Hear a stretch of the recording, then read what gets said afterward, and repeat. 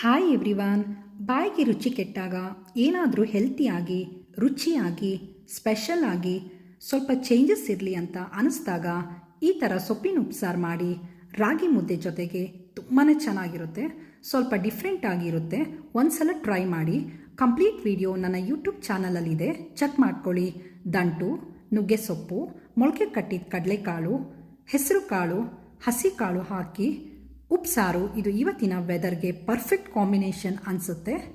ಖಾರ ರುಬ್ಬಕ್ಕೆ ಖಾರ ಮೆಣಸಿನ್ಕಾಯಿ, ಮೆಣಸು, ಜೀರಿಗೆ, ಬೆಳ್ಳುಳ್ಳಿ, ಹುಣಸೆ ಹಣ್ಣು, ಕೊತ್ತಂಬರಿ ಸೊಪ್ಪು ಎಲ್ಲ ಮಿಕ್ಸರ್ ಜಾರ್ಗೆ ಹಾಕಿ ಸ್ವಲ್ಪ ನೀರು ಹಾಕಿ ರುಬ್ಬಿಟ್ಕೊಂಡಿದ್ದೀನಿ.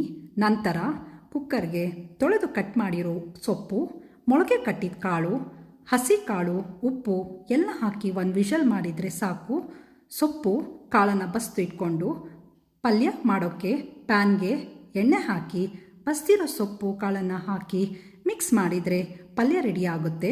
ಬಸ್ತಿರೋ ಕಟ್ಟಿಗೆ ರುಚಿಗೆ ತಕ್ಕಷ್ಟು ಉಪ್ಪು ಹಾಕಿ 1-2 ನಿಮಿಷ ಇದನ್ನು ಕುದಿಸಿದ್ರೆ ಉಪ್ಸಾರು ಕೂಡ ರೆಡಿ ಆಗುತ್ತೆ.